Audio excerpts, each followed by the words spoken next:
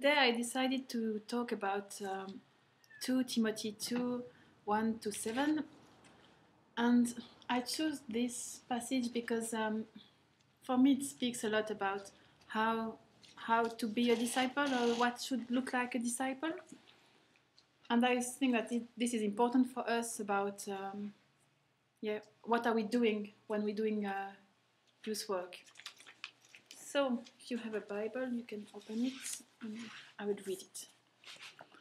Timothy, my dear son, be strong through the grace that God gives you in Christ. You have heard me teach things I have been confirmed by many reliable witnesses. Now teach these truths to other trustworthy people who will be able to pass them on to others. Endure suffering along with me. As a good soldier of Jesus Christ, soldiers don't get tied up in the affairs of civilian life. For them, they cannot please the officer who enlisted them, and and athletes cannot win the prize unless they follow the rules. And hard-working farmers should be the first to enjoy the fruit of their labor. Think about it. Think about what I'm saying. The Lord will help you understand all these things. So, for me, I think that this passage, what strikes me all the time, is, if I take it with my words, is what I teach you, teach it away to other people that will be able to teach it again. And this, I think, is the core of what is discipleship. As we heard this morning, she said, when Uta said, I understand now that it's not just the next person, it's the person after. And here, it's even further, it's, okay, if we are in Paul's position, he's saying, okay, Timothy, you are my disciple, you have to teach others, that I have to teach a fourth generation. And I love this, when you say, you don't have to pass it only once, you have to pass it further away. And I think that that's the core of what we're doing. And what I'm really interested in, when I prepared this talk, I just looked at what are the first verses. So the first verses are, be strong, hear, teach again, be able to pass it. After that, you have endure suffering, and after it's about the farmers, and he gives examples. So if we just look at these verbs, I notice that we can see that Paul has a duty and Timothy has a duty. We have Paul's duty, that is to teach. You say, because he said what you have heard, that someone have taught him something. And also when we read it, when he said be strong through the grace, it's not written as a verb, but we can understand that he's encouraging Timothy to do and be with him. So if we first looking at what is the duty of Paul, is really to speak, to encourage, and to teach. So maybe we can say we are in Paul's position, and our young people, we have to teach them, to encourage them to be the work, to be in the front.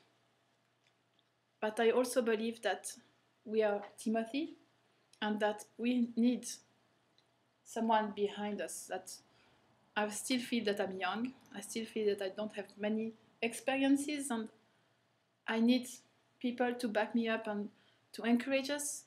So we also have the duty to be strong and to hold on. We also have the duty to hear what is told us. And we have the duty to pass it. And it's a tension of, I think we are Paul for people and we are Timothy's for others. But in both cases, we have a duty. And if I compare to my generation, if we are Timothy, we are lacking of Paul.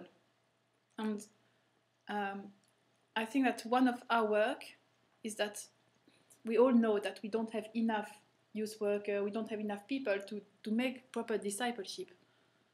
And as Paul has a duty, we have to also make people conscious that they have a duty.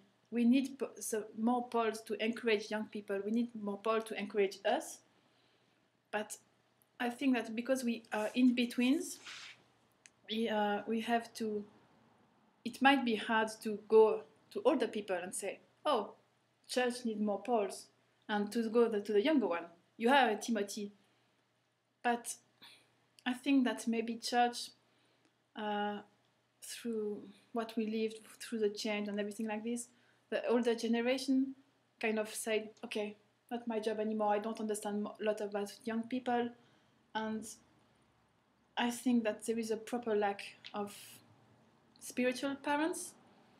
And I think that Timothy has a mother and a grandmother who was Christian and who teach him well. Paul said, you received good teaching, but you need more than this. You need someone who is close to you. The beginning of the passage said, my beloved son. He loved Timothy. He has a personal relationship. And as youth leader, we can't have a personal relationship with everyone. So what are we making? Are we making spiritual orphanage? Are we just, okay, you Christian, that's fine, go, and I can't follow? So I think that one of our duties is not only to work among young people, it's also to work among adults, and they wake up, we need you. You have a duty towards the next generation. And I think sometimes it might be hard, because I would say for me, I'm not sure that I have a Paul in my life.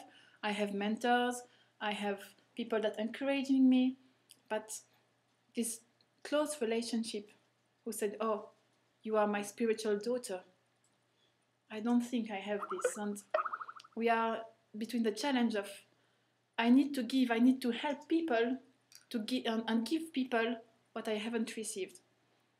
And for this, I think the only good way is to trust God and to help people to understand what are the needs. So this is for me one of the most important passage. This part of this passage is we need more Paul, and we need to think further than what we can see. I'm working with children, and with my children, even my 7-year-old children, I told them, you have a duty. You have to pass on what you received. Even though you're small, even though you're young, you have received a treasure, and you have to give it away. And I think that one of the parts that we can see this treasure and how maybe we can help to raise up Paul is by sharing things. And you can see as a treasure with gold and everything. And if you think that all my treasure, I give it away, I will have less. And maybe some people think that I can't share because if I share, I have less. For example, a plant. I wanted to take my plant with me, but it was a bit too big in the plane.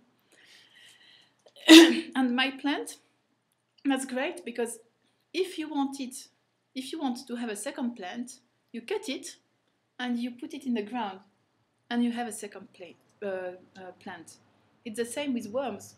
If you want 2 worms, you just cut it in parts and you have 2 worms and it works. And they're both alive. So I think that one of the parts we have to see is that when we encourage, when we use this word by teaching and hearing, it's not about sharing and having less, it's multiplying. And I think that it's the core of this message is about we have to multiply what we're doing. We can't have many Timothy. Paul hasn't many Timothy. Jesus has only 12 disciples and not 100. So we have to say, okay, I can't spend all my time with everyone, but if everyone spend time with one young people, it can work. We can have this with these depths of fortifying listening, and especially enduring suffering. He says, endure suffering along with me. You can't endure suffering with someone that you don't know. You can't endure suffering with someone that is far away. Suffering is something so deep in you that you keep it only for people that you trust, and we can't build trust and relationship with everyone.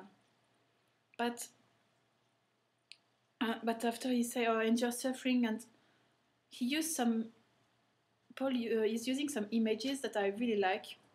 One, you saw it before. The first one is a soldier, and this soldier, we can think, well, it's what we think about a soldier. You are in a culture, most of us, where soldiers are only on TV, and they look a bit like this. Let me tell you more about soldiers. In Switzerland, every man has to do military service, and after they can stay longer and things like this. And I'm a daughter of a captain, and my brother used to be a lieutenant. And I know how it's looked like where is the uniforms, everything has to be perfect, precise, and all the life, because my brother at some point worked, it was his job to be a soldier. And all his life is based on this, and when he was coming back home, he was just sleeping for 2 days and going back at work. He would be waking up deadly early, being in bed really late, working. You have a structure, it's hard.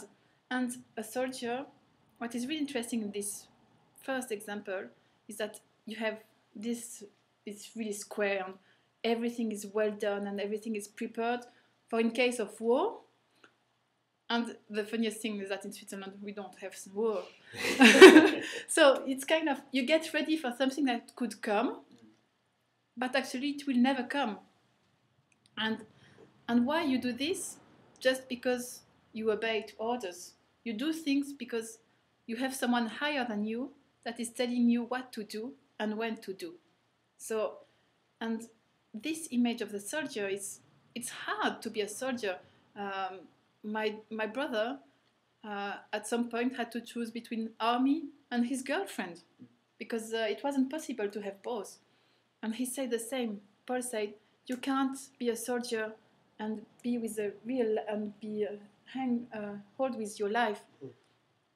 And I like the fact that with a soldier, you depend only of the one above you who gives you the order. You never choose anything for yourself. And in this, there is a suffering about, okay, the soldier obey the leader. And as disciple, as Christian, we have to say, we have to obey the order of God. And this image is really interesting on how we train our Timothy to say, are you ready to pay the price like a soldier would? And after I even saw that this picture is really unrelevant, even for our culture now. And I thought about the Roman soldier, and it was even worse than what it was today. And if they would fail in the duty, they would prefer killing themselves because it would be a shame. So it's even worse than just, okay, you quit your job or something like this.